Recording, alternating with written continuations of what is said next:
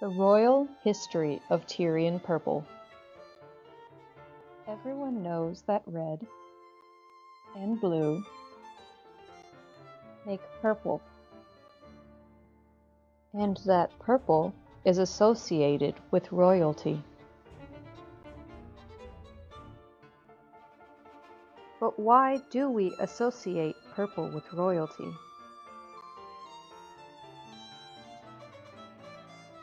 It all has to do with the way Tyrian purple was made centuries ago. Way back in the Bronze Age, Tyrian purple was made in the small Phaeacian city of Tyre.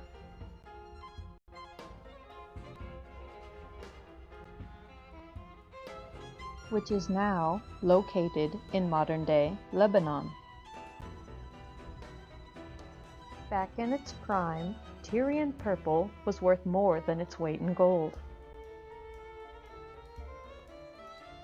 1 pound of Tyrian purple was worth 3 pounds of gold,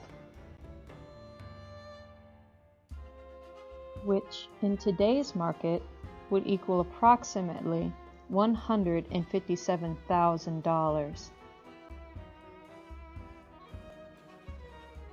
But why did it cost so much to get a hold of this Tyrian purple dye?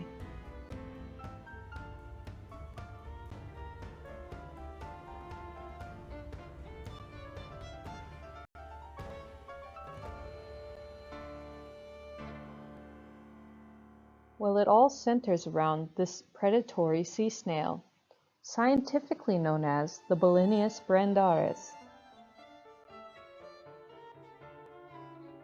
otherwise known as the purple dye murex,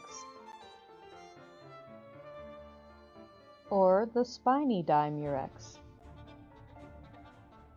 Produces a special mucus that was used to create the Tyrian purple dye.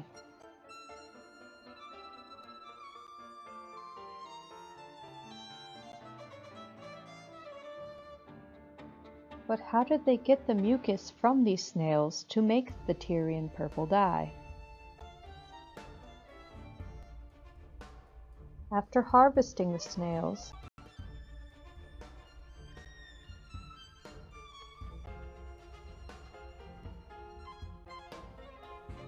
they would smash their shells.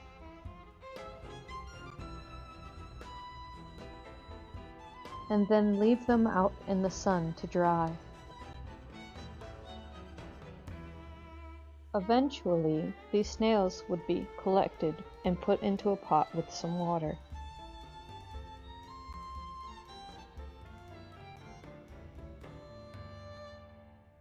And would then be left to ferment for 10 days.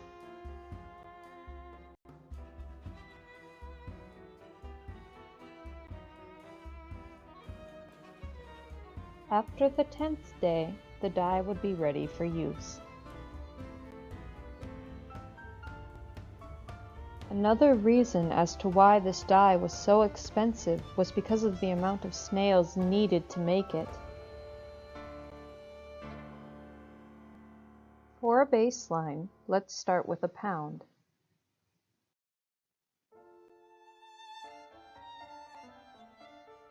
One pound is equal to 454 grams.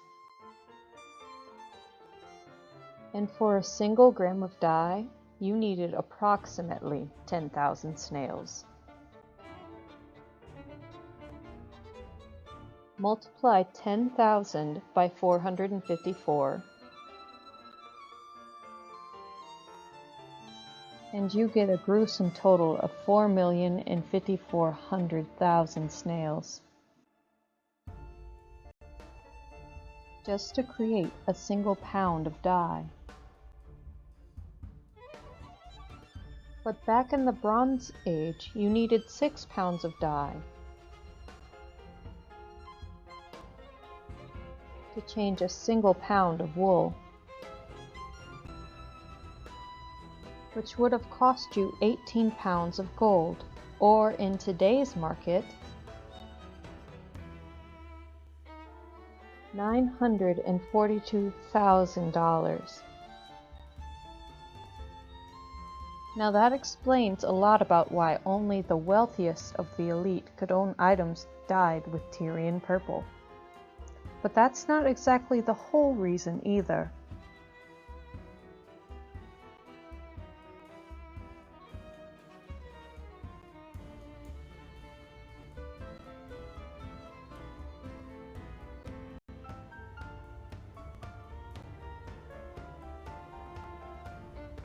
Tyrian purple was highly regulated. There were laws on whom could buy, sell, make, and who could even wear Tyrian purple. All thanks to Julius Caesar and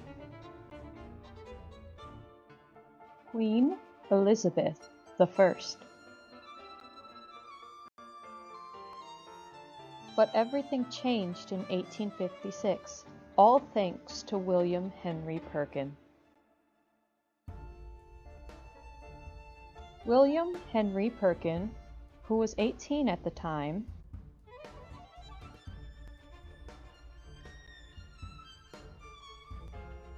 was working on a way to cure the malaria virus.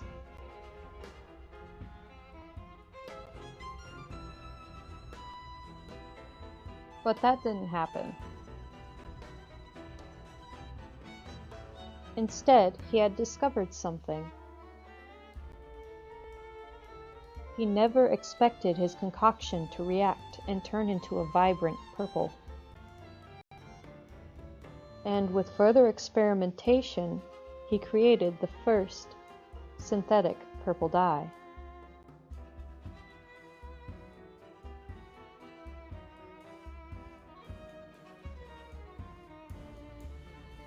Which he quickly patented as mauveine, otherwise known as aniline purple, or Perkins Mauve.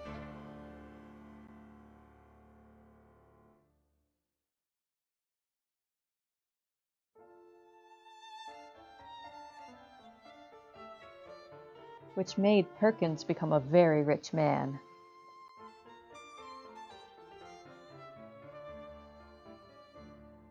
And as purple spread throughout the world,